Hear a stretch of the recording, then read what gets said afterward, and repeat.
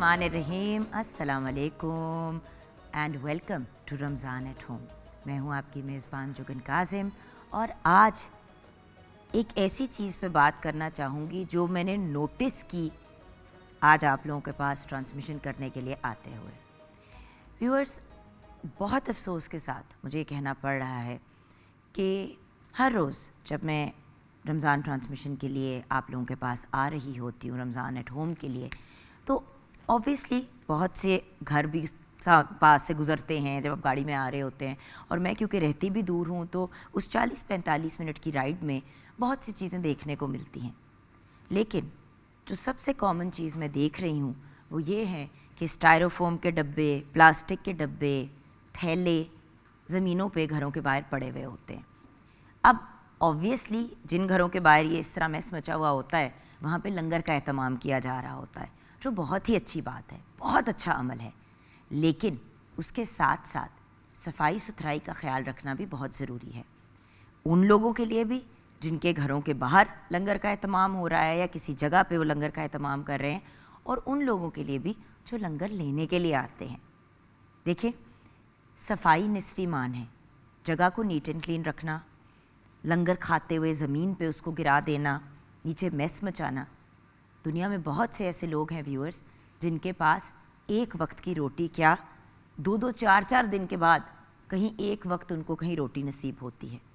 तो खाना ज़ाया ना करें, और उसके साथ साथ अगर आप लंगर का एहतमाम कर रहे हैं, कोई ऐसी अरेंजमेंट्स कर रहे हैं कि लोग आएँ खाएँ, तो फिर जो चीज़ें आप देते हैं अगर लोग बाहर मैस छोड़ भी जाते हैं तो कम से कम उसको साफ़ ज़रूर किया करें, क्योंकि एक आप अच्छा अमल कर रहे हैं लोगों को खाना खिला के, दूसरा आप नेगेटिव अमल कर रहे हैं गंद मचा के।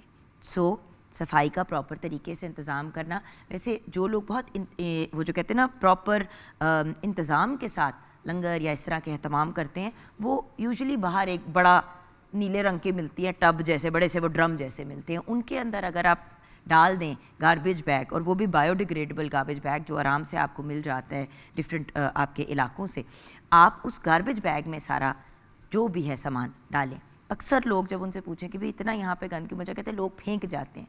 तो बेचारे क्या करें अगर उनके पास कोई फेंकने की जगह नहीं है तो, एंड अरेंजमेंट्स भी इस तरह से प्रॉपर करनी चाहिए। उसके साथ साथ ऑफ कोर्स डस्टिंग, सफाई, इन सब चीज़ों का हमें घर में भी ख्याल रखना चाहिए।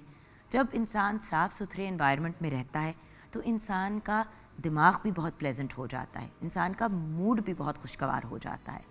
तो जगह को साफ़ सुथरा रखें।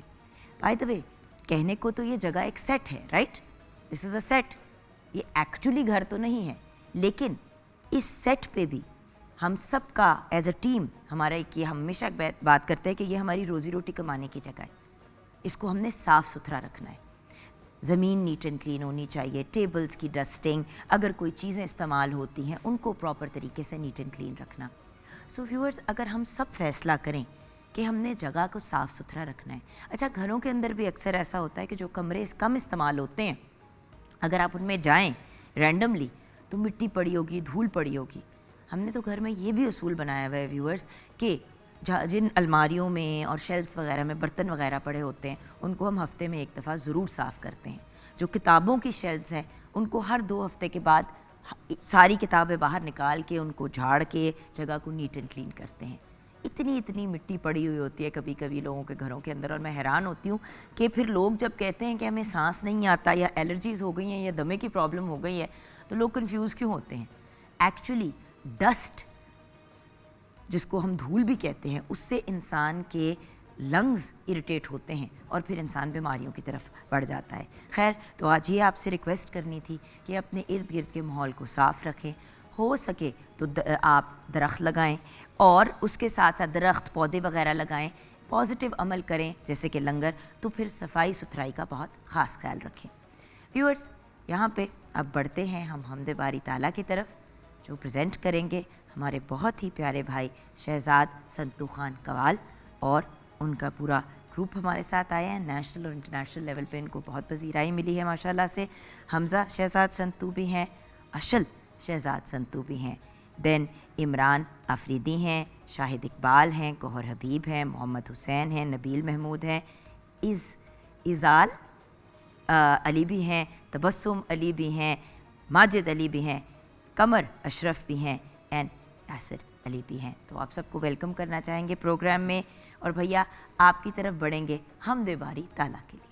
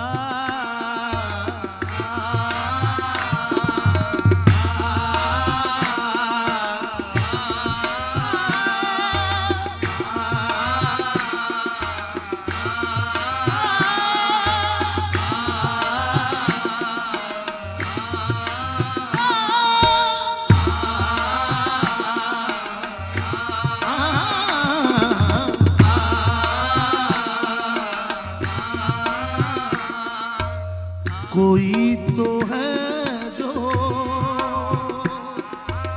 निज़ाम हस्ती, कोई तो है जो निज़ाम हस्ती चला रहा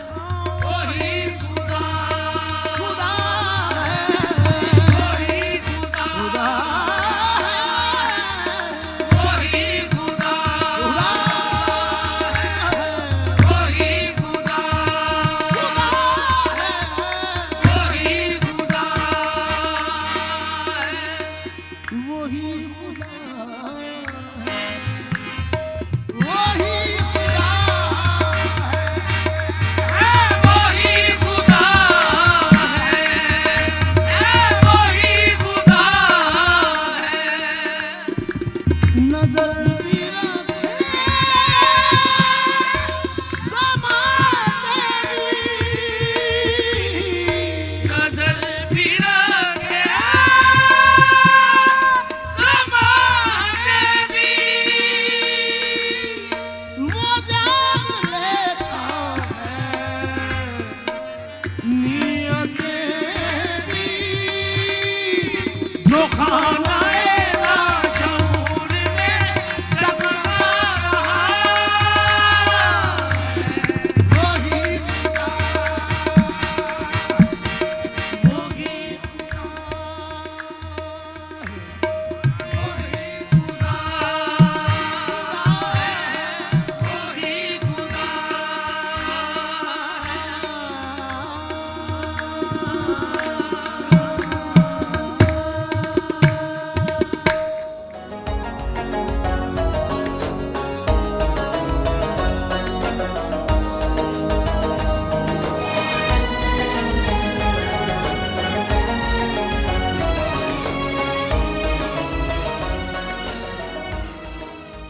welcome back from the break viewers.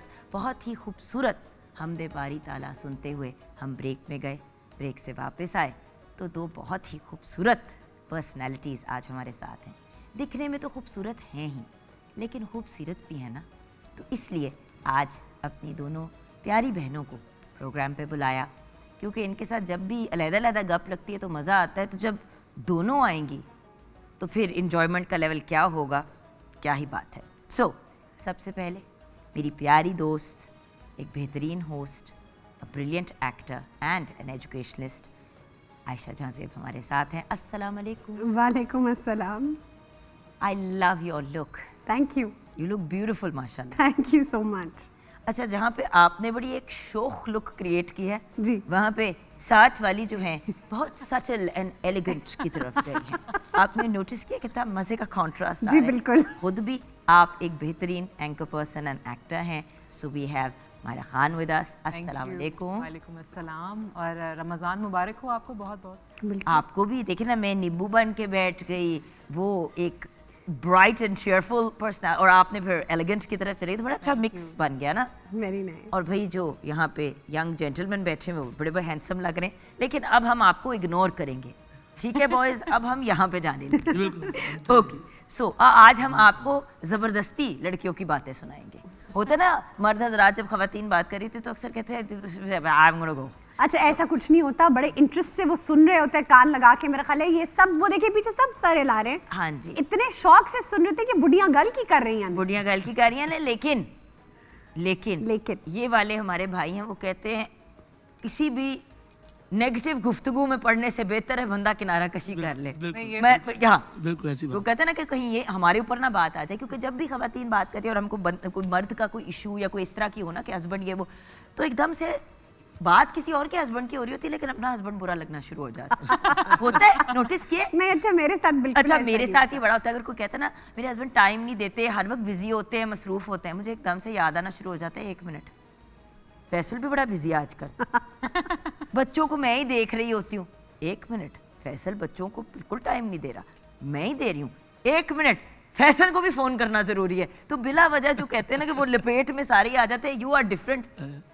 आपके साथ ऐसा होता है कभी, ऐसी गुफ्तगू? नहीं, मेरे भी वो वाले मामला नहीं है, लेकिन कभी ऐसा वो होता है कि चाहते मर्दों की हैं बात इन चीज़ों से नहीं बची कि हुई मर्दों की बात हो रही हो तो भाई बुरा लगना शुरू हो जाए। नहीं, भाई मेरा माशाल्लाह वैसे ही बहुत अच्छा है। अच्छा, मैं समझे कह रहे लगे मेरा भाई माशाल्लाह वैसे नहीं, बहुत नहीं, बुरा है, तो नहीं। मुझे कोई टेंशन नहीं। मैं लकी हूँ कि वो बहुत ज़्यादा ख्याल करता है, बहुत केयरिंग है, और उसको माशाल्लाह। बल्कि कोई काम कहते हैं तो वो फ़ौरन से कहता है हाँ ठीक है।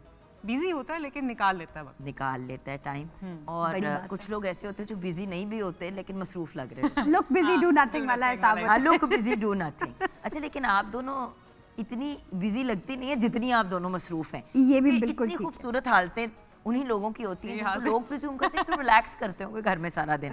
थानू की पता, ਤੁਹਾਨੂੰ ਕੀ ਪਤਾ ਸਾਡੇ ਨਾਲ ਕੀ ਹੁੰਦੀ ਹੈ। और साढ़ा क्या रमज़ान हाल में है? स्पेशली इन रमज़ान जो बिल्कुल। मसरूफियत होती है, एक तो आपको रोज़ा भी रखना है साथ में, फिर आपको शूट पे जाना है, फिर घर वालों के साथ भी आपने टाइम गुजारना है, इबादत भी करनी है, सबसे बड़ी और मूड भी ठीक रखना है। मूड जी, भी ठीक क्योंकि अगर हम काम कर रहे हैं और हम बाहर हैं सारा दिन और हमारी दूसरे मामलात भी चल रहे हैं और फिर घर आ रहे हैं, तो चाहे वो पेरेंट्स हों, हस्बैंड हों, बच्चे हों, सास ससुर हों, अम्मी अब्बा हों, हम रवैया अपना नेगेटिव नहीं कर सकते, बिल्कुल बिकॉज हमारी मर्जी है ना, हम काम करें, सारा नहीं, कुछ अपनी करें, choice है ना, फिर फिर घर ये आके मूड भी दिखाने हैं तो फायदा क्या, ऐसे तो सही बेहतर है बात। फिर तुसी एकदम ये वाले ताने मुझे मिल चुके हैं ए जेड़े नखरे है ना ए कारोबार छड़ नहीं, के मैंने आए। एक दिन अपने स्टूडियो हस्बैंड में को रहना कहा, क्या करो? छड़ के आए मैंने एक दिन अपने हस्बैंड को कहा, मैंने कहा अगर आपका इतना मूड खराब होना है घर आके, हाँ। तो बेहतर है कि फिर आप अपना जब मूड ठीक होगा तब आ जाइएगा। कहता क्या मतलब, मैंने कहा देखिए वैसल बात बड़ी सिंपल है, आप सुबह जाते हो 6 बजे 6:30 बजे आप निकल जाते हो, फिर आपने 7-8 बजे आना है।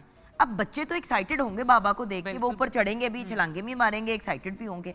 जब आपका मूड खराब होगा तो फिर बच्चे शुक्र करेंगे जिस टाइम आप नहीं घर पे होंगे, Yeah. तो बेहतर नहीं है। देखिए ये चीज़ as parents and as working people हमें याद रखनी चाहिए बिल्कुल कि घर पे घर वाला मूड होना चाहिए, काम पे आप काम वाला। वैसे तो हर जगह ही अच्छा मूड हो तो क्या ही बात। क्या ही बात है, लेकिन ऐसा होता नहीं है ना असल में। जो मतलब अक्लमंद लोग ये कहते हैं कि जो स्ट्रेस की एक पोटली बनाए मेंटली और फिजिकली इसको, और उसे दरवाजे के बाहर और रखें। आपको वैसी पोटलियां बड़ी पसंद जी मुझे वैसे ही वो मेरी साथ जरा रखी पड़ी हुई है। उसमें एक सेकंड आपको जरा दिखा भी दूं कि वो साथ भी अपने एक बैग नहीं लाई, नहीं पोटली है। पूरी पोटली बैग। पूरी पोटली लेके आई है। यस मैं बल्कि मैं आई वाज सीरियसली थिंकिंग कि इस तरह की पोटली का बिजनेस ही शुरू कर लूं। मुझे बहुत पसंद है ये, इट्स वेरी नाइस। मजे का है, बाय द वे आसान कितना है। हाँ बहुत आसान है। एंड द फैक्ट इज क्योंकि वैसे अगर इस किस्म के बैग्स बनने शुरू हो जाए तो नहीं could be तो very आपने देखा easy। नहीं जो ब्राइडल वेयर होते हैं नहीं, उसके साथ यही होते हैं ब्राइडल वेयर के साथ तो होते हैं, लेकिन वो ब्राइडल use वेयर के साथ क्यों होते हैं? क्योंकि आसान होते हैं, आपने हाथ पे Carry टूंग लिया हाँ। और आपने कर लिया।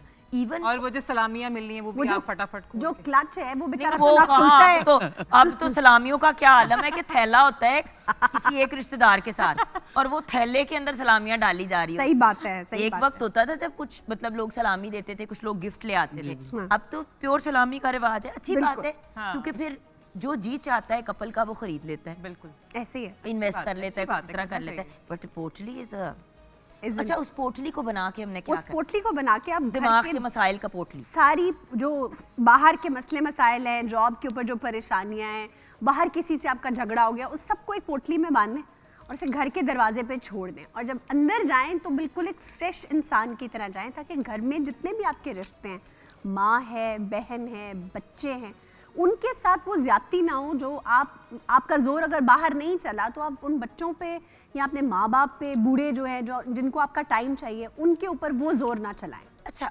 रोजे में अपने टेम्परामेंट को आप कैसे कंट्रोल में रखते हो? This is the question for both of you. मैं अब बताती हूँ क्यों। क्योंकि देखें, काम भी करना है, 100 और चीज़ें भी करनी है। फिर जब रोज़ा इफ्तार करने का वक्त आ रहा होता है करीब, तो घर की खवातीन मर्द सारे ही मिल के पार्टिसिपेट कर रहे होते हैं कि भाई तैयारी करनी है वटेवर। और अपना मूड अच्छा रखना, एक मुस्कुराता चेहरा रखना,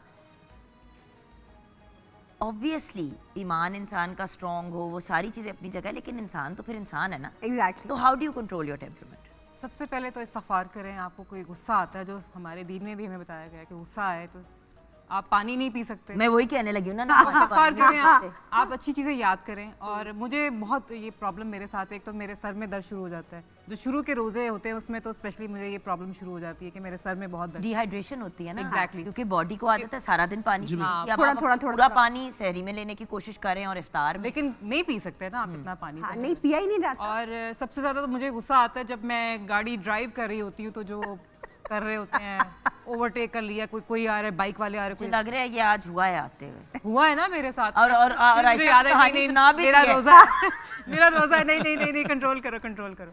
तो ये चीज़ें, छोटी छोटी चीज़ें, तो आई थिंक ये रोज़ा इसीलिए ही है कि रोजे का मतलब ही रुक मतलब ही जाना ये है है कि आप गुस्सा कंट्रोल करें। ये सिर्फ अपनी भूख को कंट्रोल नहीं करना, आपने अपने नफ्स पे कंट्रोल करना। वाह, क्या खूबसूरत बात की, अपने नफ्स पे कंट्रोल। अगर इंसान का कंट्रोल अपने नफ्स पे हो जाए तो मेरा ख्याल है आधे से ज्यादा इंसान के मसाइल जो है वैसे ही खत्म वो हो खत्म हो जाते हैं। कैसे कि आपका वेट अगर ज़्यादा है, आपके नफ्स पे कंट्रोल है, तो आप ऑटोमेटिकली खाना कम खाएंगे। अगर आपको गुस्सा ज़्यादा आता है, नफ्स पे कंट्रोल है, तो आप अपना गुस्सा रोक लेंगे। अगर आपको बहुत ज़्यादा ख़रीदारी करने की आदत है, ओवर स्पेंड करने की आदत है, अगर आपका नफ्स पे कंट्रोल है तो आप नहीं करेंगे, अपने आप को रोक लेंगे। तो जो नफ्स है वो सबसे मुश्किल कंट्रोल करने की चीज़ है। बिल्कुल। अगर वो हो जाए, आपको आ जाए उसे टेम करना, उसे खींचना, तो मेरा ख्याल है उससे बड़ी जीत कोई नहीं हो सकती। इट्स ट्रू, बट वही वाली चीज़ है ना कि हम लोग नहीं करते। एंड हम रोज़ा रखते हैं और उसके बाद देखिए, रोज़ा आपने रखा है तो वो आपको ही लगना चाहिए, आपका रोजा दूसरों को नहीं लगना चाहिए। अच्छी बात। खूबसूरत बात की नहीं, ये मैं हमेशा कहती हूँ, ये मेरी एक फेवरेट बात है कहने को कि भाई कभी कभी जब लोग नाराज होते हैं तो मैं मजाक पे कह देती हूँ, मैं कहा आपका रोजा है ना, मुझे क्यों लगा रहे हैं? सही तो आगे से लोग यही हंसते हैं, बात वहीं खत्म हो जाती है। लेकिन एक सोचने की बात है, एंड द पॉइंट इज अगर नहीं टेम्परामेंट कंट्रोल हो रहा, मसाइल हो रहे हैं, तो वही तो आपका टेस्ट है। बिल्कुल। ये कोई फैशन थोड़ी है कि I am fasting, no it's not. आप ना रोजा रखें अगर आप अपने नफ्स पे कंट्रोल नहीं कर सकते, अगर आप दूसरों पे बरसना चाहते हैं, या अगर आपका गुस्सा टेम्परामेंट कंट्रोल में नहीं आता, फिर आप अपने लिए कोई और आसान रास्ता तलाश कर लें। लेकिन रोजे का हरगिज मतलब ये नहीं कि पूरे घर को सजाओ कि एक बंदे का रोजा है। क्योंकि बाकी सब का भी रोजा होता है। Exactly. So the fact is वो अपनी टेम्परामेंट और आपकी टेम्परामेंट को कैसे कंट्रोल, कैसे बर्दाश्त करें। एंड द थिंग इज देखिए, अगर जो इंसान भूख और प्यास से गुजर रहा होता है, हमारे जो मुस्तहिक भाई बहन हैं जो इस एक मुश्किल टाइम से गुजर रहे होते हैं, आपको क्या लगता है कि उनको जब भूख लग रही होती है तो वो रोडों पे निकल के लोगों से बदतमीजियां करते हैं, नहीं, बिल्कुल भी नहीं। गाली गलौज करते हैं? कर ही नहीं सकते, तो बेचारे उनकी ऑलरेडी सिचुएशन इतनी खराब इतनी खराब होती है। हाँ, तो इसीलिए तो हर चीज से रुकना है, हाँ। ताकि आपको भी एहसास हो कि सिर्फ भूख और प्यास नहीं, जब हर चीज से रुकना होता है तो उसका मतलब क्या होता है। दैट वही- is the biggest task. That is the essence of Ramzan and रोजा। बिल्कुल। ये बातें हम लोग करते हैं, लेकिन अनफॉर्चुनेटली मतलब जब भी हम देखते हैं, जैसे भी आप बात करी थी शॉपिंग वाली, तो हम जब भी अगर कहीं भी आप देख लें सेल लगी हुई है, तौबा। तो कुछ खवातीन माजरत के साथ उनका जो एक वीडियोस झुमकटा होता है पूरा, इंसान के रोंगटे खड़े मतलब हो जाते हैं। नजर नहीं आता है। शर्म आनी शुरू हो जाती है कि हम भी औरतें हैं, कि यार ये कैसी औरतें हैं जो एक दूसरे से खींच रही हैं और गालम गलोच कर रही हैं, बाल खींच रही हैं एक दूसरे की। क्या है यार, सेल पे मतलब कपड़ा ही अपने है। घर घर में से एक सब बात चीज़ बताओ, मुझे लगता है sophisticated कि ये होती हैं और- मुझे लगता है कि हाँ। ये असल नहीं है। हाँ। नहीं मुझे नहीं लगता कि नहीं असल है। नहीं, असल होता है जुगन, लोग बहुत एक्सटेंट आप पर ही- चले हाँ। जाते हैं इतनी कमीज क्या को पसंद आ गई कि बात दंगे फसाद पे चली गई और भाई। बाल नोचने पे चली जाए, धक्कम पेल पे चली जाए। क्या भाई, एक स्पेशली कपड़ा जैसे ही है। ये अब ईद के दिन करीब हैं, तो फिर उसमें फिर जो हाल होता है बाजारों में, और यहाँ फिर आप रमज़ान की शॉपिंग के लिए, इवन जब मैं रमज़ान से पहले जा रही थी कुछ ग्रॉसरी के लिए, उस पे भी इतना रश था कि लोग बाकायदा लड़ रहे थे कि नहीं मेरी टर्न है, पहले मैंने जाना है, पहले मैंने जाना है। लाइक और क्या ही जमाने होते थे अम्मा अब्बा के, कि वो लोग कहते थे कि कोई बात नहीं, आप पहले करवा लें, इट्स ऑल राइट, हम इंतज़ार कर लेते हैं, हमारा सामान ज़्यादा है, आपका सामान कम है, आप लोग पहले बिल करा लें। आई मीन ये सब मैंने तो अपने वालिदैन के यहाँ ये रिवायतें देखी हुई हैं। भाई हम लोग जब रमज़ान का राशन वगैरह लेने के लिए जाते थे मामा के साथ, तो अक्सर यही वाली बात होती थी कि राशन लेने के लिए गए हैं, लाइन में खड़े हुए हैं, अब कोई बंदा पीछे खड़ा हुआ है, हाथ में उसके एक शैम्पू है और एक कोई साबुन की टिकिया या कोई कुछ। साबुन की टिक्की है, और बेचारे तो मैं ऑब्वियसली अगर पीछे एक बंदे को दो चीजें हाथ में, तो खुद ही बंदा कह देता है कि हाँ, भाई आप आप पहले करा लें। अब यहाँ टाइम लगना है मुझे। हाँ। सो द पॉइंट इज थोड़ा सा एक दूसरे का लिहाज भी करना चाहिए। बिल्कुल। आपने ऑलरेडी वहाँ पे आधा घंटे खड़े होकर अगर अपना हिसाब किताब कराना है, तो 2 मिनट से क्या फर्क पड़ जाए। 2 मिनट कोई ऊपर फर्क कुछ नहीं नहीं पड़ता, होगा। ये- एग्जैक्टली, थोड़ा तहम्मुल, थोड़ा सब्र, थोड़ी बर्दाश्त, हम सबको कहीं इसी ना तरह फिर एक कल्चर क्रिएट होता है ना, जो हमारे हम कहते हैं कि जी हमारा मुल्क में लोग ऐसे हैं, फिर लोग अज्यूम कर लेते जी पाकिस्तानी लोग हैं ही ऐसे। नहीं, बट देखिए हम सारे जब बाहर जाते हैं लाइन में भी खड़े होते हैं, हाँ, बिल्कुल। इमिग्रेशन की लाइन में कितनी कितनी क्यों? देर हाँ, खड़ा करना बिल्कुल। पड़ता है, घंटों। और हमारे पासपोर्ट को वैसे ही देख के लोग एक्साइटेड होके मजीद 15 सवाल बेटा, हमसे और शाबाश। पूछते हैं। नहीं, जो सीधी बात, सही बात है। So the fact is at the end of the day, वहां पे जैसे ही आप एयरपोर्ट से इधर से पाकिस्तान से उड़ के दूसरे मुल्क में लैंड होते हैं, हमारे तेवर ही बदल जाते हैं। बंदे के बच्चे बन जाते हैं, और यहाँ आते ही आपकी आकड़ ही नहीं कहीं मान होती। So the अभी I was sitting in Ramzan transmission कल या पता नहीं परसों, तो हम वहाँ पे बात हो रही थी कि एक बंदा जो था, आंखों देखा हाल एक आदमी सुना रहा था कि बाहर से सारे स्टैंप्स वगैरह लगवा कर आए, एग्जिट स्टैंप्स। FIA ने कहा कि स्टैंप लगवा लो अपनी, तो अब वो बंदा जवाब क्या दे रहा है कि ले हुन असी पाकिस्तान च भी स्टैंपां ही लगवाणियां ने, and he left without having himself stamped by FIA। Can you imagine? बात हम इसलिए ये कर रहे हैं क्योंकि हम सारे ही जो यहाँ पे बैठे हुए हैं अपने मुल्क से इश्क करते हैं। एग्जैक्टली, हमारी आन मान शान सब कुछ पाकिस्तान है। बिल्कुल। तो बाहर के मुल्कों में जो आप Represent करते हैं करते हैं, बिल्कुल हम सही कहीं करते जाते हैं, हैं। बिल्कुल। हम ये नहीं कह रहे कि जो आप बाहर कर रहे हैं गलत करें, जो आप बाहर कर रहे हैं हम कह रहे हैं वही यहाँ पे करें। एग्जैक्टली। इसी नोट पे ब्रेक की तरफ चलते हैं। ब्रेक के बाद जब वापस आएंगे गुफ्तगू का सिलसिला जारी रहेगा, कलाम पाक की तरफ भी हम अपना रुझान करेंगे ब्रेक के बाद।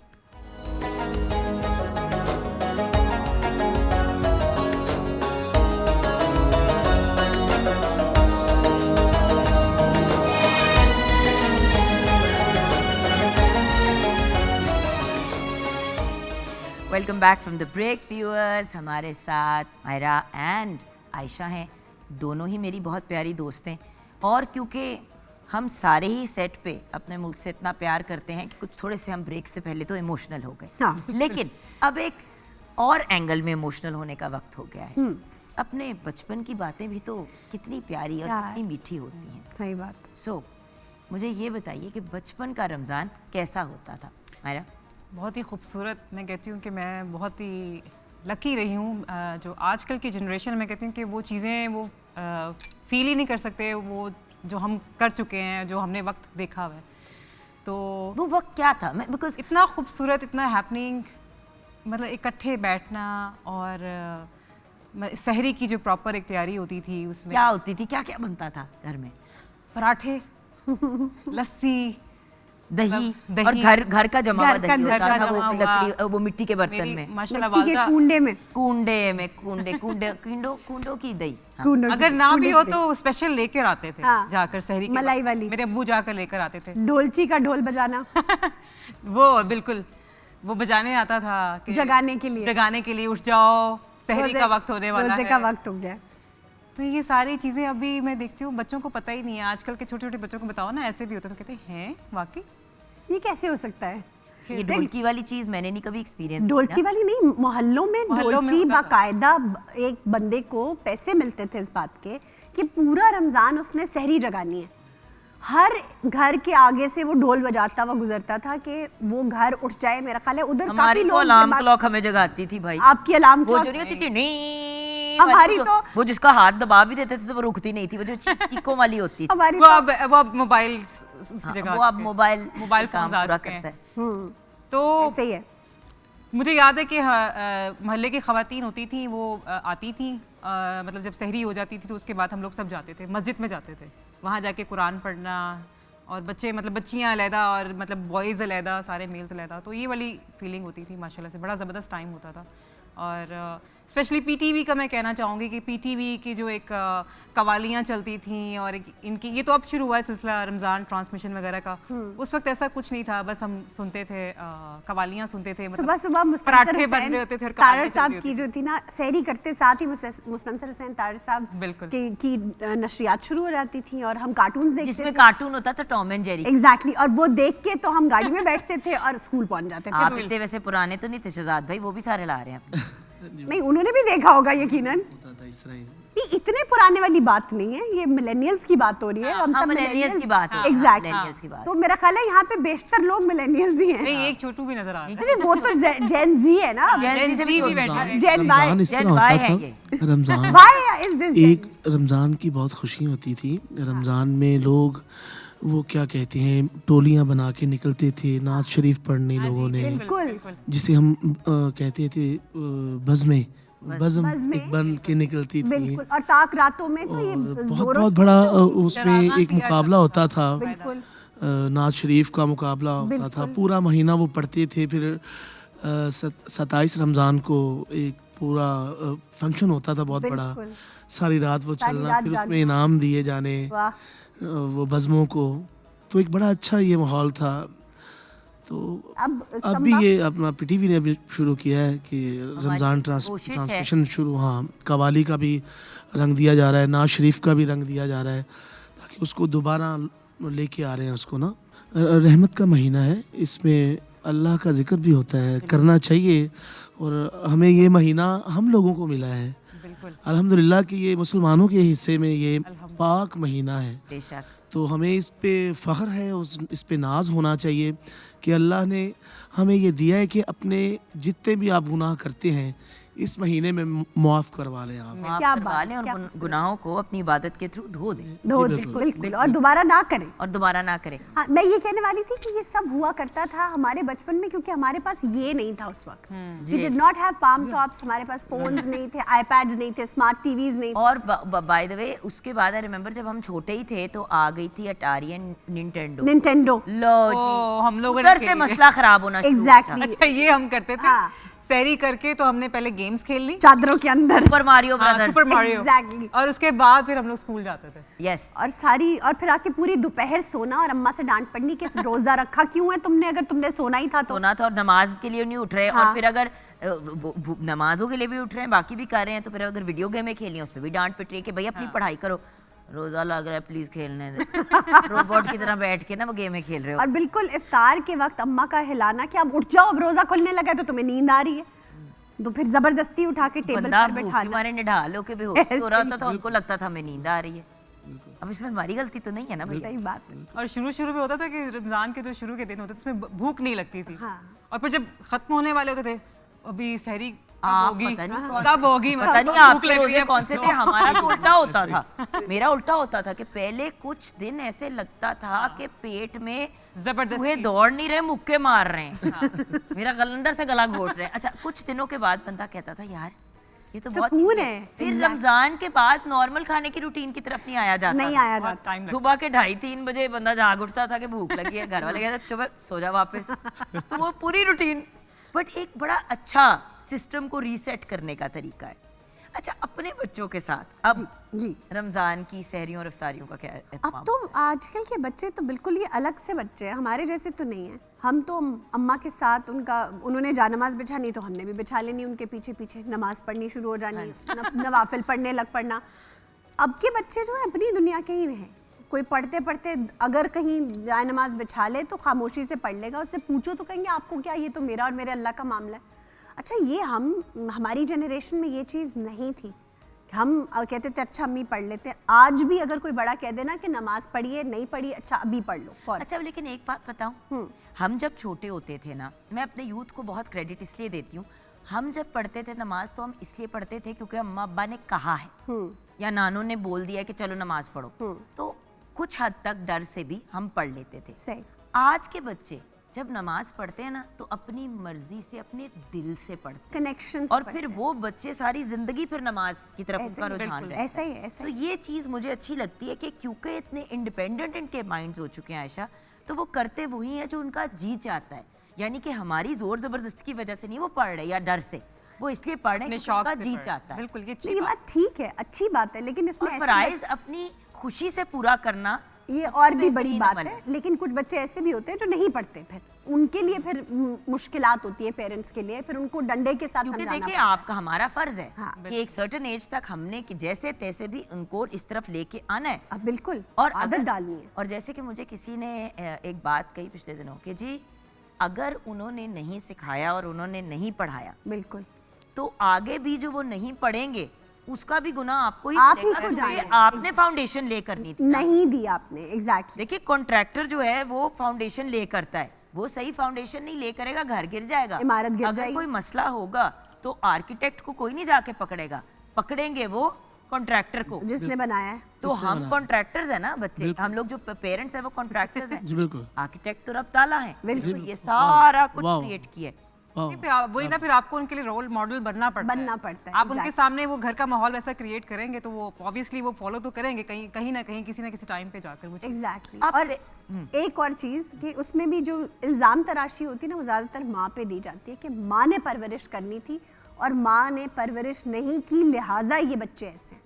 तो कहीं हद तक ये सच भी वो है। देखते हैं आपको। देखिए बात तो ये है ना, जी, मोबाइल्स भी तो हम खुद ही लेके देते हैं ना। मैं यही कह रही हूँ नहीं, ना। मैं कह रही हूँ मोबाइल अब्बा लेके देते हैं। अगली कोई बात अम्मा बनती में है। अगली बात मैं मेरी बड़ी यही कम थी। माओं को जानती हूँ हाँ। जो खुद जाके दान निकाल के अपने बच्चों के लिए मोबाइल फोन खरीदती हैं। हमने हमें भी- तो हमने वैसे खुद ही ही एक तो अदाब इसको नहीं। बिल्कुल- देखिए बच्चे बड़े हो जाए मुख्तलिफ बात है, जी, लेकिन 8-9 साल के बच्चे को अक्सर बाप ही मोबाइल पकड़ाता है, माँ नहीं पकड़ाती, क्योंकि माँ कहती है खुदा का वास्ते थोड़ी देर उसको बच्चा रहने दो। सही बात है। अच्छा, इसमें पता क्या है, जी। हम क्या चीज़ देख रहे होते हैं जो हम अपने बच्चों को लेके देते हैं या आप एज लेके अ देते फादर हैं, आप कह रहे हैं। क्योंकि हमारे माँ बाप ने इस तरह नहीं किया होता। सही बात है। आप उनकी वो धोरे होते हैं कि उन्होंने जो है यार, हमें ये कोई नहीं कमी लेके, ना मेरे माँ बाप ने मुझे लेके नहीं दिया और मैं अपने बच्चों को लेके और दूँ। उस जल्दी में हम इतनी जल्दी बच्चों के हाथ में पकड़ा लेकिन जो हमारे माँ बाप हैं वो ठीक किया उन्होंने हमारे साथ बिल्कुल ठीक किया। देते। बिल्कुल जो हम कर रहे हैं वो ठीक नहीं कर रहे। बिल्कुल। सही बात। जी। लेकिन देखें जब हम छोटे थे तो हमें लगता था हमारे माँ बाप हमारे साथ कितना गलत कर रहे हैं, बिल्कुल। right? और आज एहसास होता है कि उनसे बेहतर हमारे लिए कोई नहीं सोच सकता। ऐसा ही हमारे रब के बाद हमारे माँ बाप सुभान अल्लाह। जिन्होंने हमें हर चीज सिखाई। बाय द वे वक्त खत्म हो गया। अच्छा, पता ही नहीं चला। जिंदगी का नहीं, अल्हम्दुलिल्लाह, अल्लाह हम सबको लंबी सेहत वाली जिंदगी दे। अभी हमने कुछ देखा ही नहीं। और ना ही हमने कुछ सुना, नहीं सुना दे। देखिए, नाते रसूल मकबूल सल्लल्लाहु अलैहि वसल्लम की तरफ बढ़ते हैं, जो पेश करेंगे ऑफिशियल नात ख्वां नेशनल असेंबली पाकिस्तान के। अरे वाह। जी जी, हमारे साथ एक बहुत ही खूबसूरत आवाज़ के मालिक हमारे प्यारे भाई मोहम्मद नुमान अरशद गौरी। अस्सलामु अलैकुम। वालेकुम सलाम वरहमतुल्लाहि वबरकातुहू। शौको नयाज़ो इज़के सांचे में ढल के आ, शौको नयाज़ो इज़के सांचे में ढल के आ, ये कूचाए हबीब है पलकों से चल के आ, ये कूचाए हबीब है।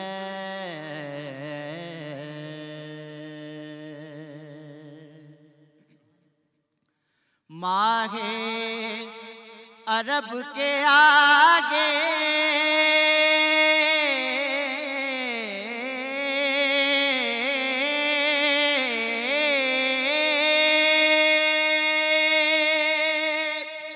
तेरी बात क्या बने,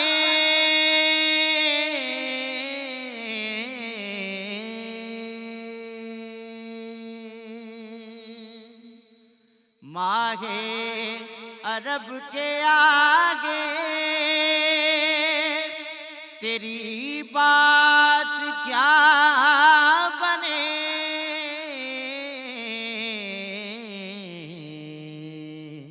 ऐ माहताब रूपना हर शब बदल के आ, ऐ माहताब रूपना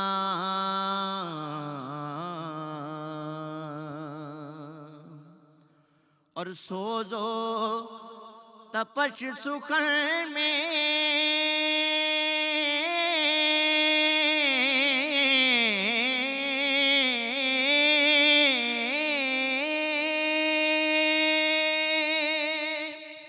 अगर चाहता है तू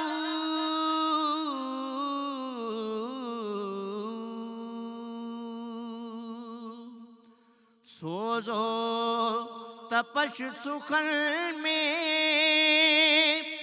अगर चाहता है तू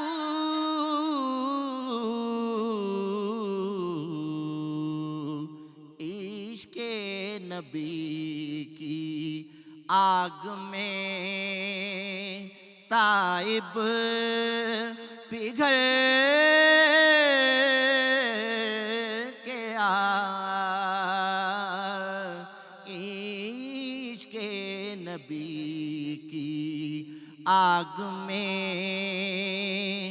ताइब पिघल के आ, शौको नयाज़ो इज़के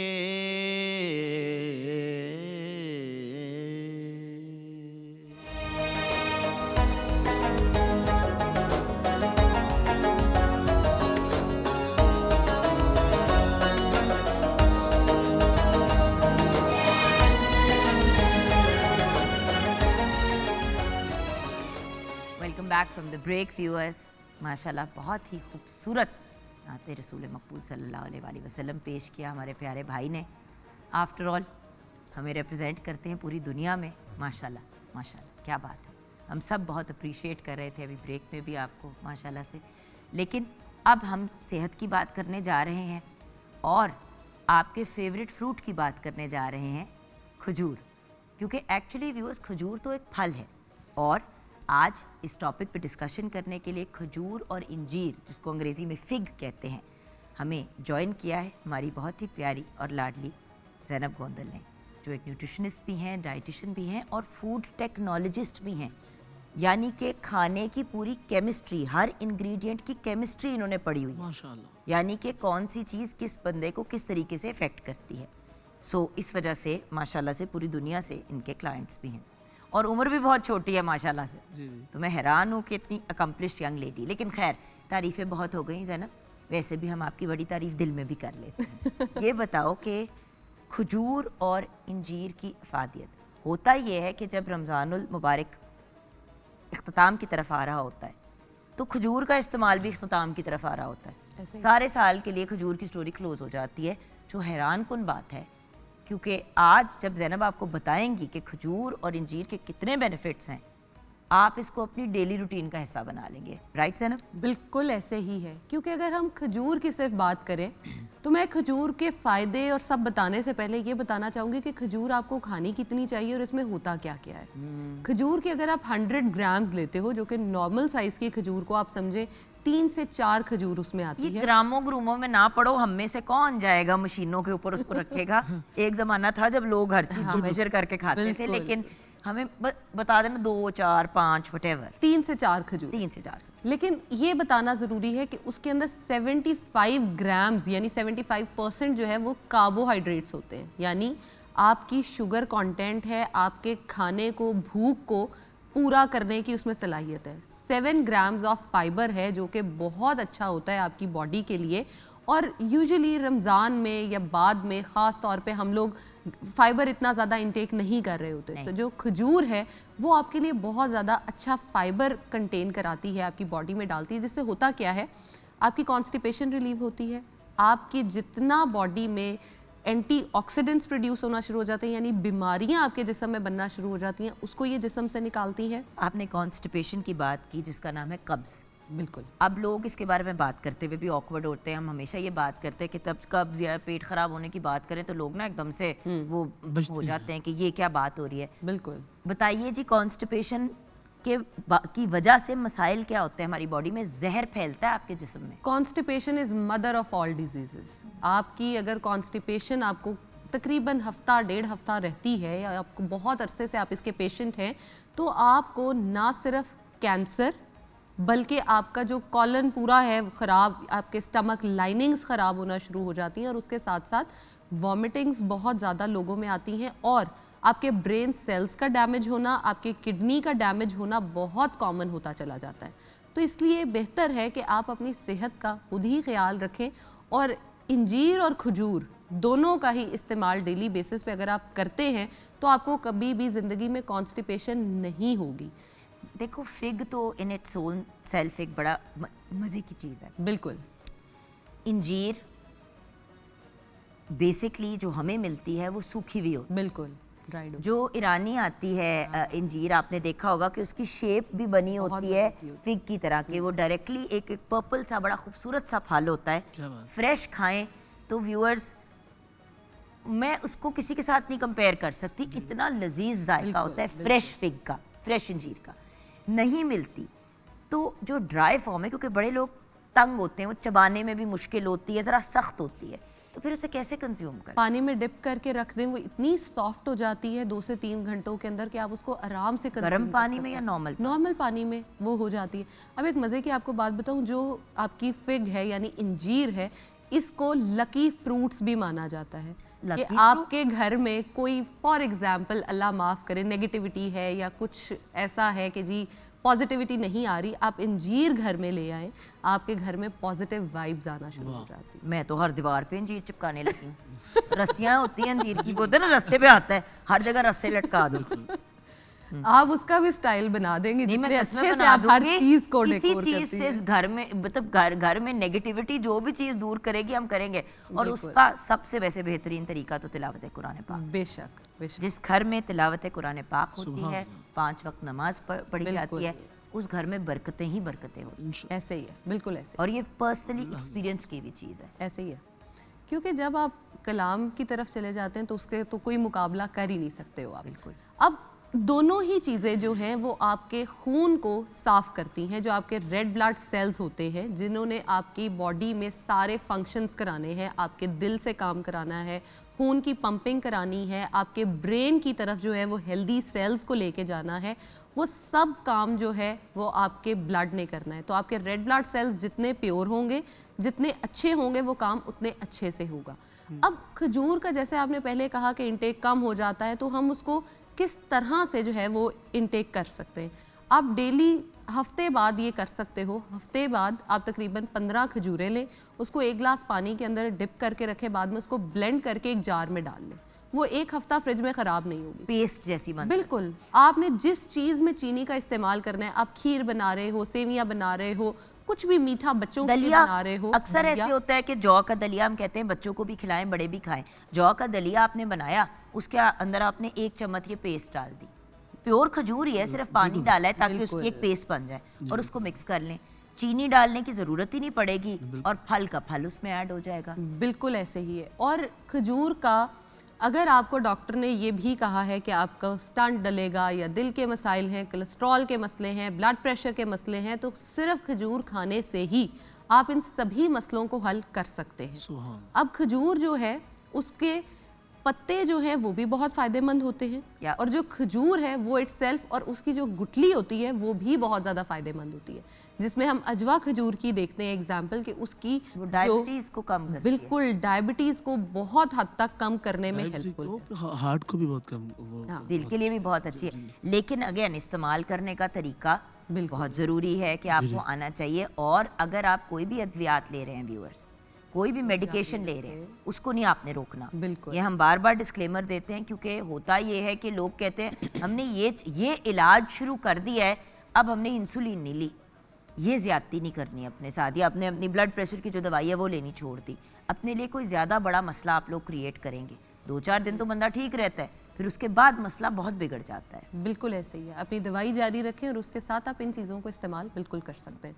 अब खजूर जो है उसका अगर मैं ये आपको फ़ायदा बताऊं कि आपके अगर कोलेस्ट्रॉल के लेवल्स हाई रह रहे हैं और आपको LDL जो बुरा कोलेस्ट्रॉल होता है वो हाई रह रहा है, और आप डेली एक खजूर खाना शुरू कर देते हैं, तो आपके बहुत हद तक जो लेवल्स हैं वो नीचे आ जाएंगे। जाहिर है बाकी डाइट को भी साथ कंट्रोल करना पड़ेगा, लेकिन ये उसको बेहतर कर सकती है। अब उसके बाद जो इंजीर है, अंजीर का इस्तेमाल नहीं आपने बताया मुझे कि कितनी हमने खानी है। इंजीर आप डेली क्योंकि बेसिस खजूर पे आपने कहा है 3 से 4 इतने को साइज के बिल्कुल। आप आराम से ले सकते हैं। नहीं डेली खजूर खाया जाता तो कोई भी चीज़ दलिया वलिया वटेवर आपने उसके अंदर वो पेस्ट बना के बिल्कुल फ्रिज में रख दिया आपने 15 को खजूरों का, और डेली आपने 1 चम्मच उसको डायरेक्ट भी खा लें, इतने Direct मज़े खाना की होती मज़े है। की होती है। तो आप जो इतनी वो चॉकलेट वाली जार्स में से निकाल के चम्मच से खा रहे होते हैं, हेज़लनट वाला जो होता है, उससे 1000 गुना ज़्यादा बेहतर ये है, और मज़े का, और पेट भी भर देगा वो 1 चम्मच बिल्कुल। और अंजीर। आपका फेवरेट डिज़र्ट पहले खजूर वाला बता दूं, उसको काट के अंदर बादाम और ऊपर चॉकलेट, उसका तो एक मज़ा ही अलग है ना। खजूर आपने लिया, ये ट्राई कीजिएगा। कोई भी चॉकलेट जो आपको पसंद है, आइडियली अगर डार्क चॉकलेट लें तो वो भी आपके दिल के लिए बहुत अच्छा है, तो ये बड़ी पावर Magnesium पैक्ड बहुत चीज़ ज़्यादा बन होता है जाएगी। उसमें। और बाय द वे किसी के घर गिफ्ट भी ले जाना हो, आपने खजूर लिया, आपने उसको कट किया, उसमें से गुठली निकाल ली, और गुठली की जगह आपने बादाम डाल दिया। बादाम अगर वो डाल दें तो रात को भिगोया हुआ था तो वो और ज़्यादा मज़े का हो जाता है, तो वो छिलका भी उतर आता है उसका, वो आपने डाल दिया बीच में। फिर आपने एक टूथपिक उसके अंदर डाला और उसको किसी भी अपनी फेवरेट चॉकलेट में डिप करके निकाल के साइड पे रख दिया, प्लेट के ऊपर या बटर पेपर के ऊपर। वो सूख जाएगा तो वो चॉकलेट आपके खजूर बन जाएंगे। आपको भी पता है नुमान भाई, आपको भी अक्सर लोग देते होंगे रमज़ान में महंगे महंगे ब्रांड्स के खरीद के लोग देते हैं, कहते हैं वाह ये तो चॉकलेट डेट्स हो गए, ये कोकोनट डेट्स हो गए, पता नहीं क्या। सब चीज़ें घर पे बन सकती हैं। और जब आप ये तोहफे के तौर पे किसी के घर इफ्तार पे लेके जाएंगे या सहरी पे लेके जाएंगे तो लोग कितने खुश होंगे। क्या बात। पर्सनल एफर्ट हुआ ना आपका, बिल्कुल। बिल्कुल दुकान से तो कोई भी खरीद सकता है। ऐसे ही है। अब अगर हम इसमें कहें कि बच्चे जिनको माएँ अक्सर कंप्लेन करती हैं कि हाइट नहीं बढ़ रही या एक्टिव नहीं है, अगर आप उसको खजूर खिला रहे हो तो उसमें कैल्शियम भी मौजूद होता है। तो कैल्शियम हड्डियों को मजबूत करने में और आपकी बॉडी में विटामिन डी की एब्जॉर्प्शन ऑफ कोर्स कराने में बहुत इंपॉर्टेंट है। तो दूध के साथ 2 खजूरें बच्चों को आप बचपन से ही आदत डालें ताकि वो रोज़मर्रा पे खाएं, तो वो एक हेल्दी लाइफस्टाइल की तरफ आएंगे। इंजीर जो है, इंजीर को आप डेली बेसिस पे 2 से 3 इंजीरें खिला सकते हैं। यानी कि बच्चे, अगर बड़े, फ्रेश भी है तो 2 से 3 खा सकते हैं, और बिल्कुल। अगर ड्राई है तो उसमें भी 2 से 3 इंजीर। अगर फ्रेश का साइज बड़ा है तो 1 से 2, अगर छोटा हो चुका है उसका साइज तो आप 2 से 3 उसको डेली बेसिस पे खा सकते हैं। अब उसके साथ इंजीर के अंदर जो उसके बीज होते हैं छोटे छोटे जो आ रहे होते हैं, जब आप उसको चबाते हैं तो वो आपके पूरे जहाँ जहाँ से गुजरते हैं, आपके विंड पाइप के साथ से गुजर रहे हैं, आपके जो है स्टमक में जा रहे हैं, तो जितने आपके स्टमक के एसिड्स बुरे बन रहे होते हैं या ज़्यादा एसिडिक हो रहे होते हैं, बहुत सारे लोगों को जो एसिडिटी का इशू होता है उसको भी हम इंजीर से कवर अप कर सकते हैं। अब आपने जैसे हमें एक बात बताई, अब अगर जैसे कि आप है भैया, आप हैं भैया, आप लोग मसरूफ़ बहुत हैं, इसका एक और भी बड़ा बेहतरीन हल है कि आपने रात को 15 खजूर सोक कर दिए बीज निकाल के, और आपने इसी तरह कोई 8 इंजीर आपने उसी पानी में सोक कर दी। अगले दिन भाभी को कह दें या खुद कर लें, ग्राइंडर में डाल के उसको ग्राइंड कर लें, अब आपकी पेस्ट बन गई और उसकी कॉम्बिनेशन भी परफेक्ट हो गई। बिल्कुल, आपने 15 खजूर डाल दिए या 16 खजूर डाल दिए, 8 आपने उसमें इंजीर डाल दी, पानी समेत उसको ग्राइंड कर दिया। अब आप 1.5 चम्मच उसका जो है वो अपनी किसी भी चीज़ में खा लें, या चम्मच से ही खा लें, या बड़ा 1 टेबल स्पून उसका खा लें, तो आपकी दोनों चीज़ें सिस्टम में चली गई जी बिल्कुल। और आपकी सिचुएशन, और देखिए तवानाई आपने अपने आप को खुद ही होममेड चीज़ से जी, दी, जी। राइट। बिल्कुल। और शुगर कंटेंट इसमें इतना अच्छा होता है कि नेचुरल शुगर है, आपको बाहर से कोई और, जैसे हम कहते हैं शुगर लेवल्स लो हो रहे हैं, बीपी लो हो रहा है, तो आप उसमें इस चीज़ को इस्तेमाल कर सकते हैं।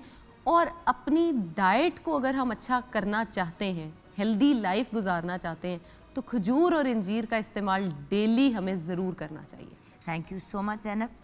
अब हमें ब्रेक की तरफ जाना है, और कैसे हो सकता है कि हम ब्रेक की तरफ जाएं मोहम्मद नुमान अरशद गौरी साहब के कलाम सुने बगैर। तो जी भैया, आप क्या पेश करने जा रहे हैं? बड़ा खूबसूरत कलाम है हज़रत पीर नसीरुद्दीन नसीर शाह साहब का, और आला हज़रत की उसमें तज़मीन है, वो पेश करता हूँ। कोई दुनिया अता में नहीं, हम ता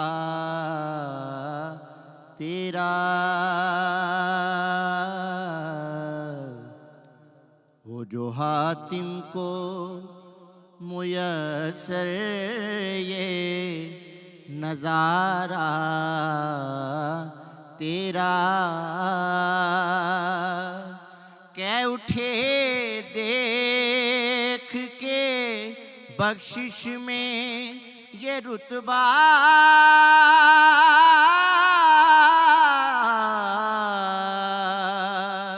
तेरा, वाह क्या जूदो करम है, वाह क्या जूदो करम है, शगे बतहा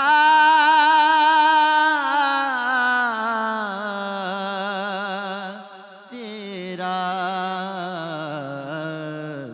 नहीं सुनता ही नहीं मांगने वाला तेरा,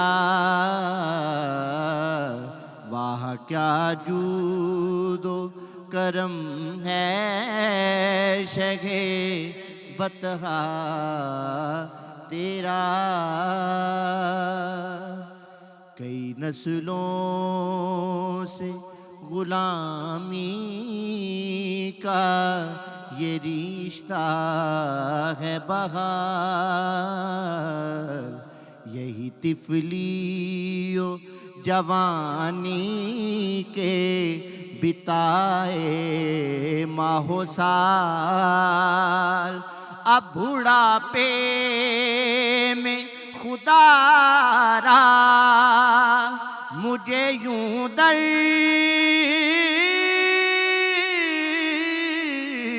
हुनर से ना टाल,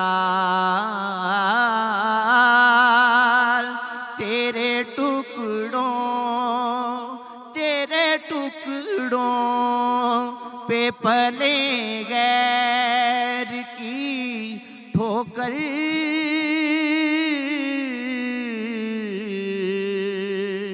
पे ना डाल, झिड़कियाँ खाएं कहाँ छोड़ के सदका तेरा, मुझसे ना चीज पे है तेरी इनायत कितनी, तूने हर गाम पे की मेरी हिमायत कितनी,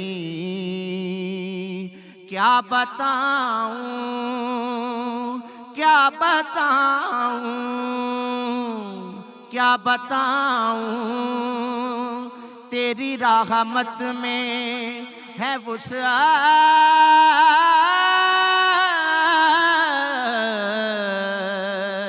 कितनी,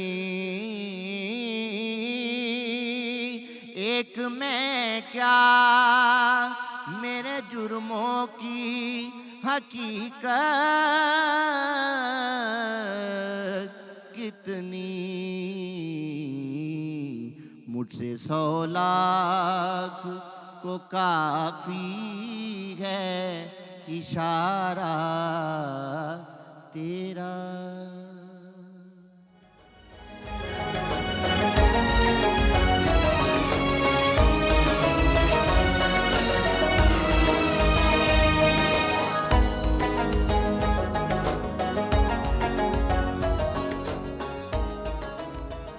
welcome back from the break viewers. जैसे कि आप जानते हैं हमारे साथ प्यारे भाई शहजाद संतू खान कवाल और उनका बहुत ही अमेजिंग ग्रुप और उनके साहबजादे भी हमारे साथ हैं। So it's an absolute pleasure to have them on the programme.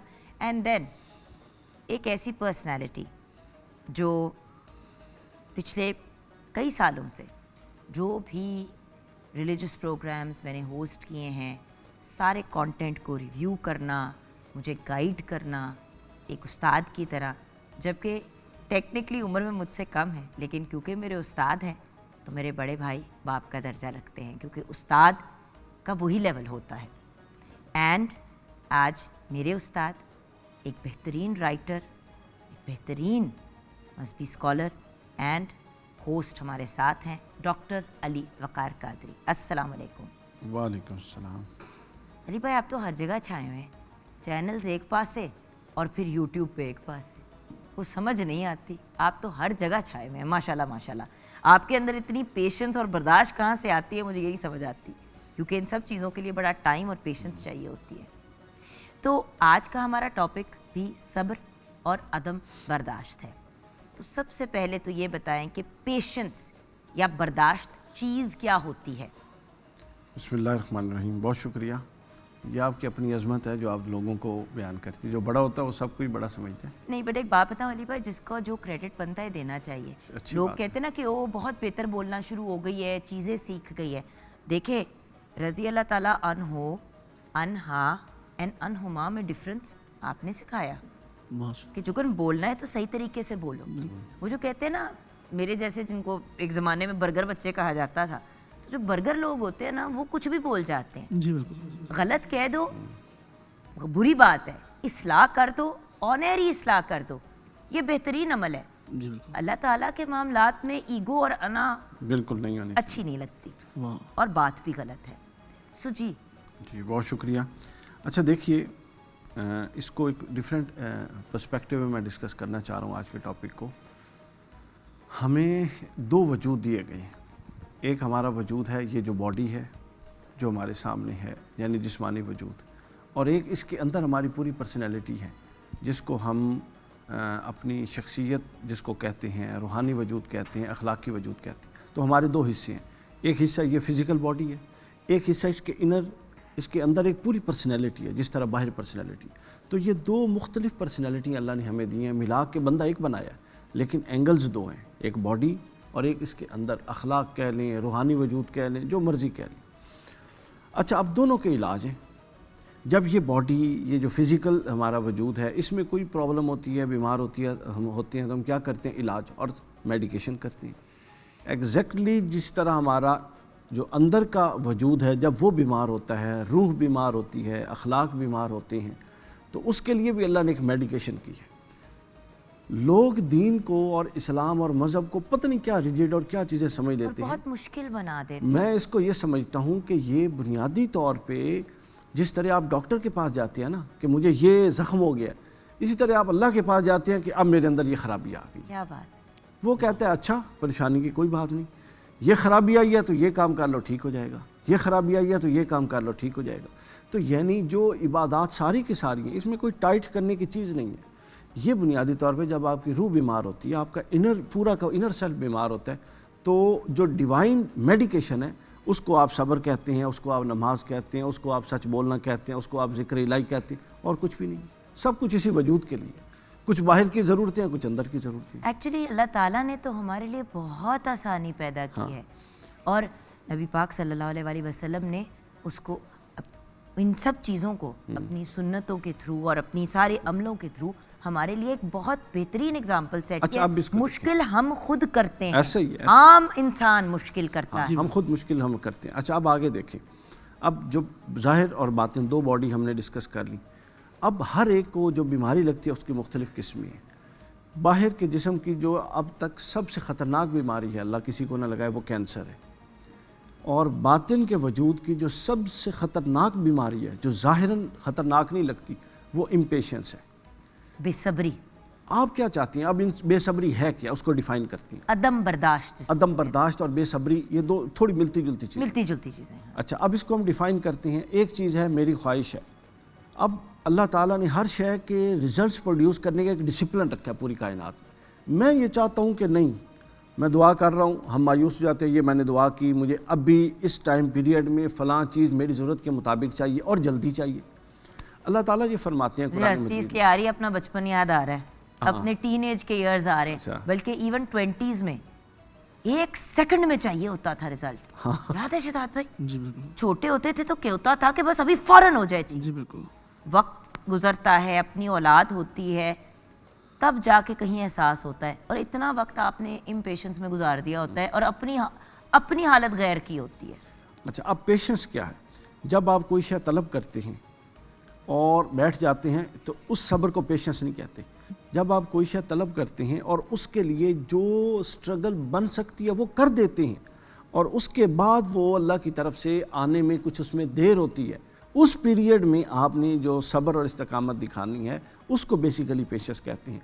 और उसमें जल्दबाज होना इम्पेशेंस हो जाता है। ठीक है, आप जल्दबाज न, अल्लाह ताला फरमाता है जो लोग जल्दी नताइज चाहते हैं वो गोया कि मुझ पर एतमाद नहीं रखते। क्या मैं उनका हक रखने वाला हूँ? क्या मुझसे वो गुमान करते हैं कि मैं उनका भला नहीं चाहता? बल्कि वो तो हमसे ज़्यादा हमारा भला चाहता है। ऐन मुमकिन एक चीज़ हम अभी चाह रहे हों और वो हमारे लिए बेहतर हो, आज से 1 साल बाद देना, तो वो करेगा जो हमारे लिए बेहतर है। लेकिन हम चूँकि कामिल यकीन वाले बंदे नहीं हैं, तो हम क्या चाहते हैं? अभी मिले। हज़रत मौला अली फरमाते हैं, एक बड़ी शानदार हज़रत मौला अली की एक कौल है, हदीस है। हज़रत अली फरमाते हैं कि मुझे अल्लाह ताला ने यकीन का वो दर्जा दिया है। ये मुझे बहुत पसंद है कौल, ये मैं तन्हाई में भी पढ़ता हूँ। फरमाते हैं मुझे अल्लाह ने यकीन का वो दर्जा दिया कि अगर अल्लाह की ज़ात मेरे सामने आश्कार हो जाए ना, अब तो पर्दे गैबत में हमने तो नहीं देखे, किसी ने सर की आंख से तो नहीं देखा ना, दिल से मारिफत रखते हैं, पहचानते हैं। हज़रत अली फरमाते हैं अगर अल्लाह मेरे पे आश्कार हो जाए तो अली के ईमान में रत्ती बराबर इजाफा नहीं होगा। अल्लाह, मेरा ईमान इस सतह पे है, यकीन है। इसको ईमान नहीं कहते, ईमान के बाद अगली स्टेज है यकीन। तो गोया अदम बर्दाश्त यकीन की कमी से अदम बर्दाश्त शख्सियत में दाखिल हो जाती है। और ऐसे लोगों के अमल क्या होते हैं? अमल ये होते हैं, क्योंकि आपने कहा ना दोनों में डिफरेंस है थोड़ा सा। अब अमल ये होते हैं, जल्दबाज होता है, शॉर्ट टेम्पर होता है, छोटे मफाद के लिए बड़े मफाद को कुर्बान कर देता है। पेनी वाइज एंड पाउंड फूलिश।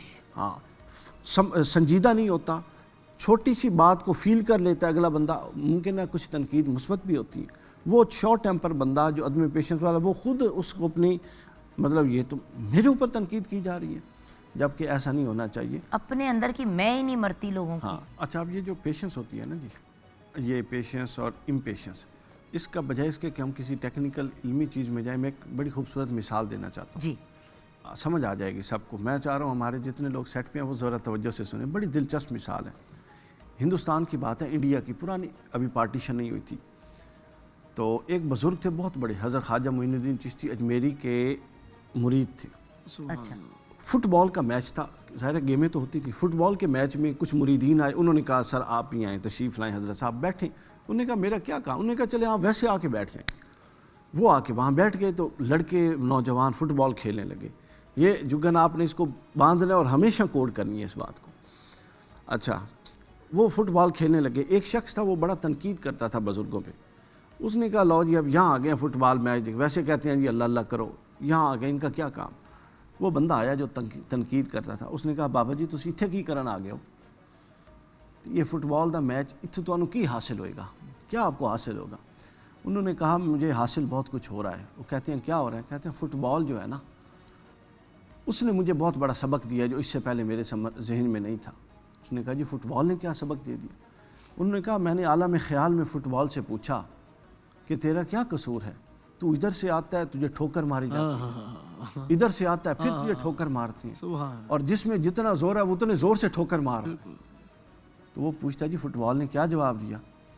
वो फरमाते हैं फुटबॉल ने कहा ये ठोकरें मुझे इसलिए लग रही हैं कि मेरे अंदर फूंक भरी हुई है।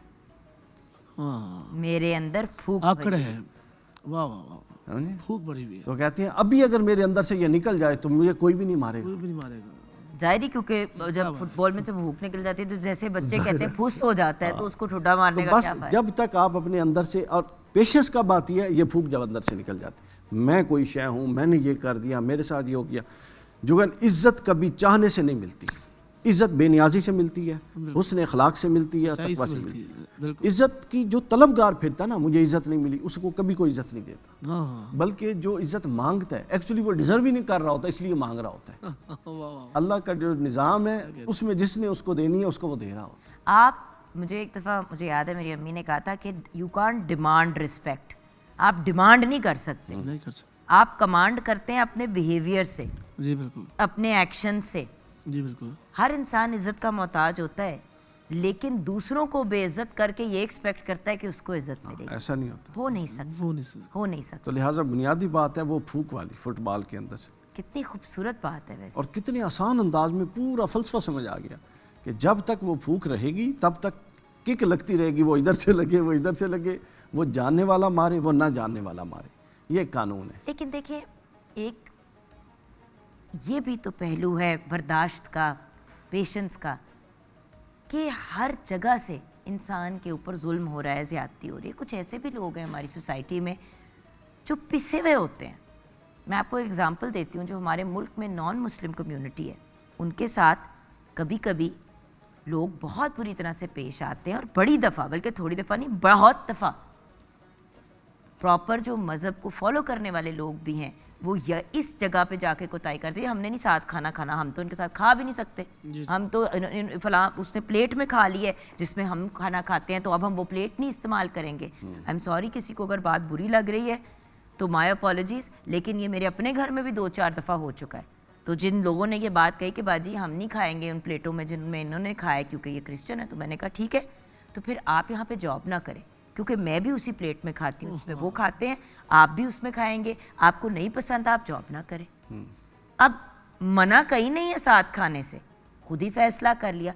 तो इस किस्म की चीज़ जब एक इंसान बार बार बर्दाश्त करता है, एक्सपोज होता है, तो फिर इंसान की बर्दाश्त जवाब भी तो दे जाती है। देखें, आप समझ रहे हैं, कुछ ऐसे लोग हैं जिनको जो पिस रहे होते हैं और उनको पीसते ही चले जाते हैं लोग, दो चीज़ें अलग, वो कैसे बर्दाश्त पैदा मैं करें? बता, दो चीज़ें अलग अलग हैं। एक चीज़ तो ये है, ये जो आपने मिसाल दी ना, जब ये अदम बर्दाश्त एक चलता रहे, उसके बाद जो एक नफ्सियात वजूद में आती है ना, वो नफ्सियात ये हैं जिसका आप बयान कर रहे हैं ठीक है, कि एक चीज़ का इल्मी तौर पे कहीं वजूद ही नहीं है, वो सख्त नफ्सियात पाल के आपने हर शय को ज़बरदस्ती टाइट करके रख दी है। एक बात, अच्छा, दूसरी बात जो आपने गैर मुस्लिम्स की या अलावा भी कोई और तबका है, कोई भी हो, कोई भी अमीर हो। गरीब का डिफरेंस, अमीर गरीब का डिफरेंस है, अमीर गरीब का देख ले। सबऑर्डिनेट है, किसी के साथ गैर ज़रूरी तौर पे सख्ती की जाती है। देखें, ज़हन में रख लें, सब्र का मतलब जुल्म बर्दाश्त करना नहीं है अपने हक के लिए। सब्र ये है कि आप एक ट्रैक पे जा रहे हैं, उसमें आपको मुश्किलात आती हैं, आपने एग्रेसिव नहीं होना, रिजल्ट के लिए आपने नतीजा के लिए उजलत नहीं करनी, जल्दबाजी नहीं करनी, लेकिन आप जुल्म बर्दाश्त करें, ये कोई सब्र नहीं है। यहाँ पे ब्रेक की तरफ चलते हैं। ब्रेक के बाद जब वापस आएंगे तो आप हमें गाइड करेंगे कि अपने अंदर सब्र कैसे पैदा करें, और अगर कोई इंसान अदम बर्दाश्त है तो इस बीमारी को कैसे सिस्टम से निकाले। ब्रेक के बाद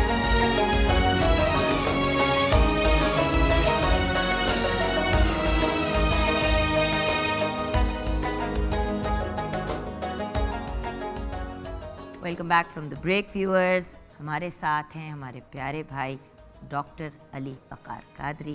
डॉक्टर साहब, अब ये बता दें कि बर्दाश्त अपने अंदर कैसे पैदा करें, और अगर इंसान अदम बर्दाश्त है, वैसे इंसान जब खुद होता है तो उसको नहीं एहसास होता, कोई बता दे या गाइड कर दे, तो किसी इंसान में अगर ये प्रॉब्लम है तो उसको कैसे ख़त्म किया जा सकता है?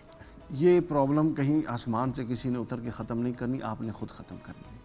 और आप जब तक इरादा नहीं करते ख़त्म करने का, तब तक ख़त्म भी नहीं कर सकते। आगाज़ यहाँ से होगा कि आप हमारे यहाँ बात सुनते इसलिए हैं कि उसका जवाब दिया जाए, समझने के लिए कोई नहीं सुनता। क्या बात है? अगले को अंडरस्टैंड करने के लिए, क्या पता उसकी बात में कोई दुख है, सब पोशीदा हो, यार ज़रा गौर तो करें। बस वो बात मुकम्मल बाद में हुई है और उससे पहले जवाब हमारा तैयार होता है। तो सबसे पहले आप एक अच्छे लिसनर बने और पूरे सब्र तहम्मुल से समझें। उसमें कोई तनकीद का पहलू हो सकता है, कोई प्रॉब्लम नहीं है। देखें ना, हमें जंगें लड़ते हुए आपस में एक दूसरे के साथ 20-20, 30-30, 40-40, 50-50 साल हो गए, क्या फ़तह कर लिए? ज़रा 2, 4, 5 साल तहम्मुल से भी जी के देख लें, हो सकता है ज़िंदगी बदल जाए।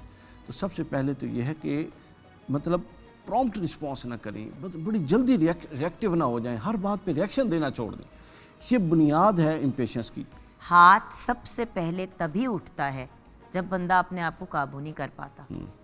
मैं अक्सर जब लड़ाइयाँ झगड़े होते हैं और बच्चों में भी जब लड़ाई होती है तो वो यही होता है कि जैसे ही किसी ने कोई बात की तो फौरन मुक्का मार दिया या थप्पड़ लगा दिया। इसको कंट्रोल करता है ये इसको काबू में ले आए, ये उठेगा ही नहीं। और इसको काबू में लाने के लिए आपको मशक करनी है, प्रैक्टिस करनी है। मशक के साथ ही होगा, 1, 2, 3 दफ़ा। ये बड़ी सख्त चीज़ है, दिल ये बड़ा आप और रोज़े में तो वैसे ही सब्र करना इसलिए मुश्किल होता है क्योंकि हमें हुक्म दिया गया है कि भी पानी का घूंट पिए, खड़े हैं तो बैठ जाएं, बैठे हुए हैं तो लेट जाएं। अगर फिर भी कंट्रोल में नहीं आ रही चीज़ तो वो जगह ही छोड़ के चले जाएं। गाइडेंस तो सारी दी गई।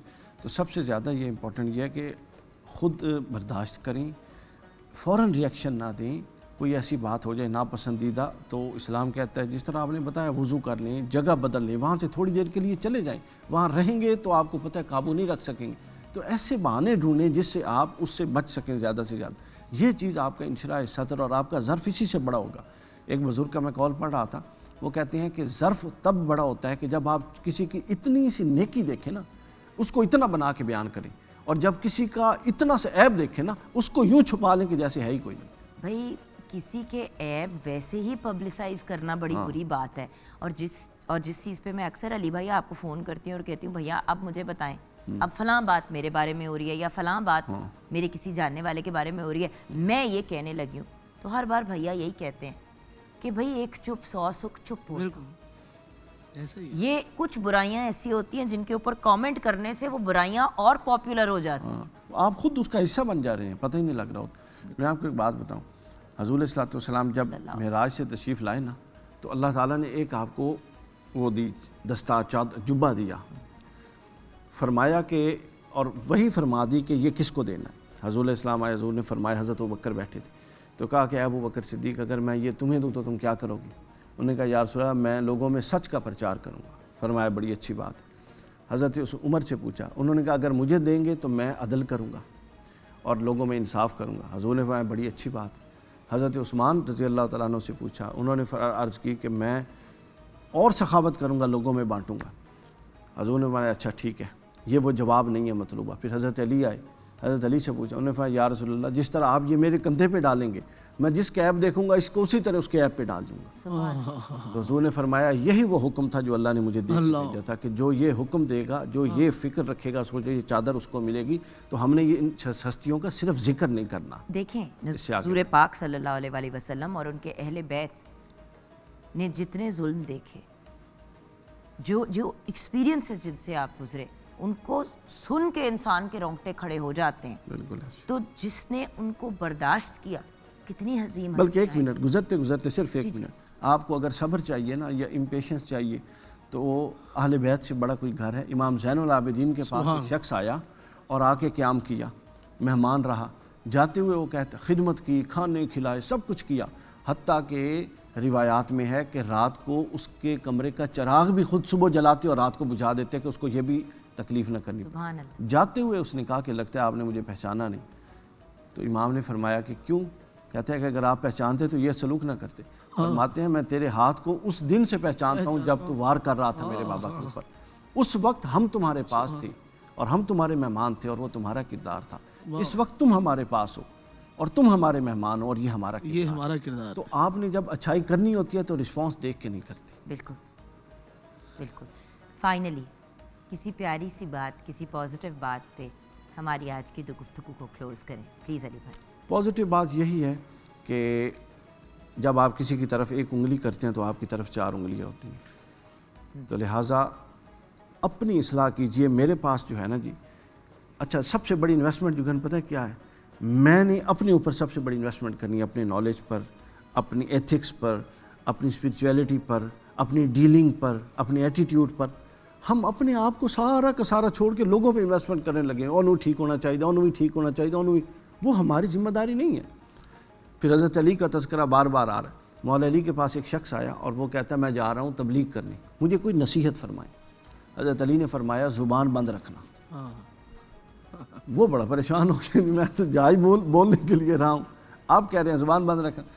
तो आपने फरमाया कि जो उनसे करवाना चाहते हो वो वहाँ जाके करते रहना, वो खुद समझ जाएंगे कि ये करवाने आया है।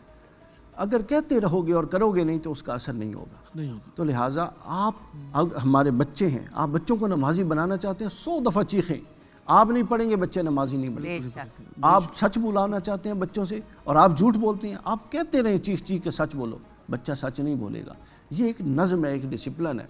हजूर अलैहिस्सलातु वस्सलाम को क्यों लोगों ने माना? अभी न ऐलान नबूवत कुछ भी नहीं था, हर अपना पराया सादे कमीन सादे कमीन सादे कमीन कहता था। और इस्लाम की पूरी बुनियाद पता किस पे खड़ी है? सदाकत और अमानत पे खड़ी। सुभान बहुत बहुत शुक्रिया भैया, बहुत शुक्रिया। क्या कहने। अब हम बढ़ते हैं अपने बहुत ही प्यारे भाई की तरफ। आज़ाद भाई, अब आप क्या सुना के आज के हमारे शो को क्लोज? नाज़ शरीफ पेश खिदमत है।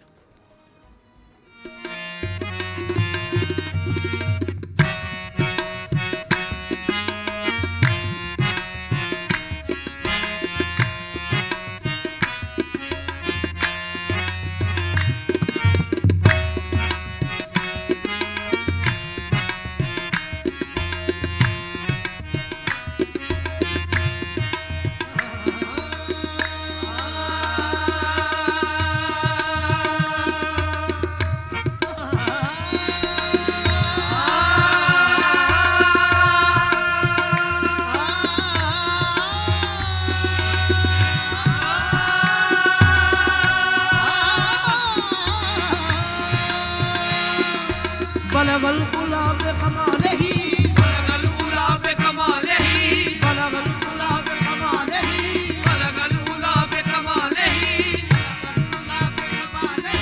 बलगल गुलाब कमालही, कशफत तुजा बेजमालही, कशफत तुजा बेजमालही, हसनत जमीओ खिसालही, हसनत जमीओ खिसालही, सल्लू अलैहि व आलिही,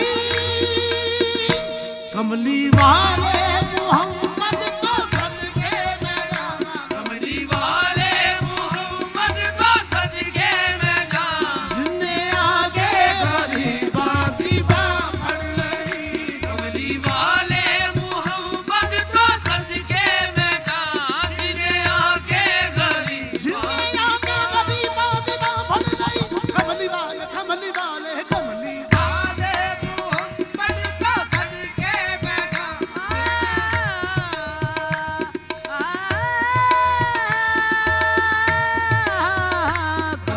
वाले मोहम्मद को सदके में काली कमली वाले आका काली कमली वाले आका काली कमली वाले कमली वाले मोहम्मद को सदके में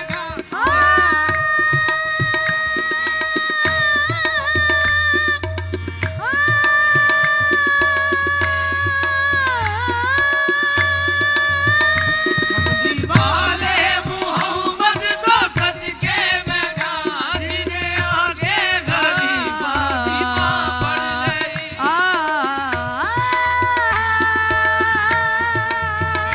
कमली वाले मोहम्मद को सदके में जिन्हें आगे गरीबा दीवा पड़ गई ये कमली वाले मोहम्मद को सदके में कमली वाले मोहम्मद को सदके में जिन्हें आगे गरीबा दीवा पड़ गई जिन्हें आगे गरीबा दीवा पड़ गई मेरी बख्शिश वसीला मोहम्मद दाना मेरी बख्शिश वसीला मोहम्मद दाना जिन्हें आगे गरीबा दीवा भर लाई मेरी बख्शिश वसीला मोहम्मद दाना जिन्हें आगे गरीबा दीवा भर लाई मेरी बख्शिश वसीला मोहम्मद दाना जिन्हें आगे गरीबा दीवा भर लाई मेरी बख्शिश वसीला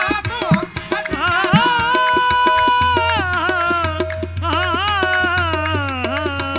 मेरी बख्शिश वसीला मोहम्मद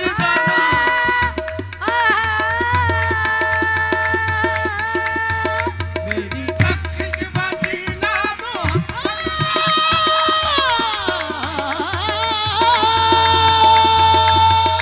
मेरी बख्शिश वसीला मोहम्मद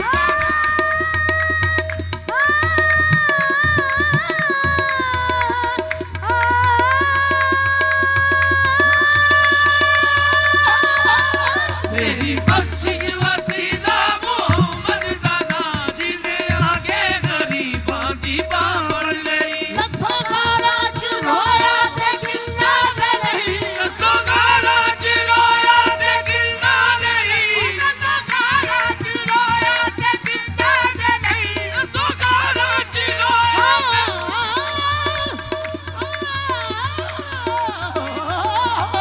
दसों गारा रोया ते गिरना नहीं दसों गारा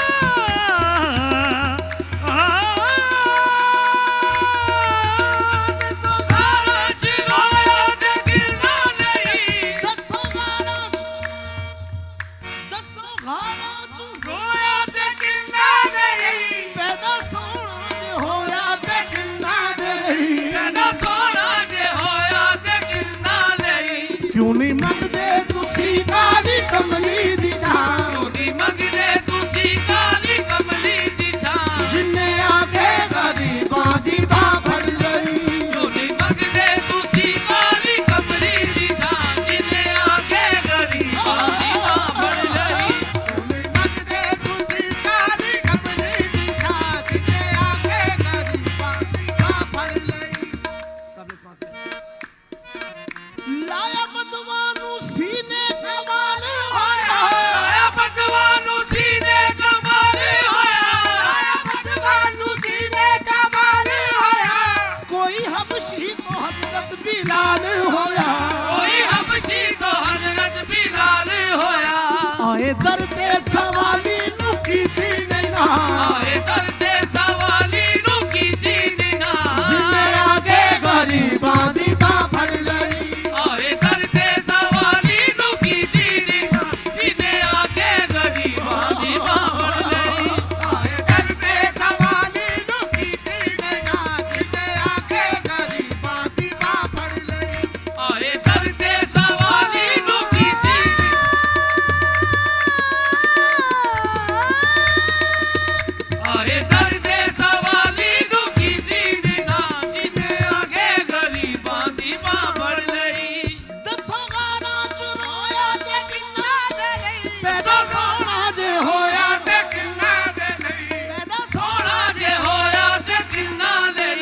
क्यों नहीं मंगदे तुसी काली कमली दी छां ਨੀ ਮੰਗਦੇ ਤੁਸੀਂ ਕਾਲੀ ਕਮਲੀ ਦੀ ਛਾਂ जिन्ने आके गरीबां दी बांह फड़ लई ਨੀ ਮੰਗਦੇ ਤੁਸੀਂ ਕਾਲੀ ਕਮਲੀ ਦੀ ਛਾਂ ਜਿਨੇ ਆ ਕੇ ਗਰੀਬਾਂ ਦੀ ਬਾਂਹ ਫੜ ਲਈ कमली वाले मुँह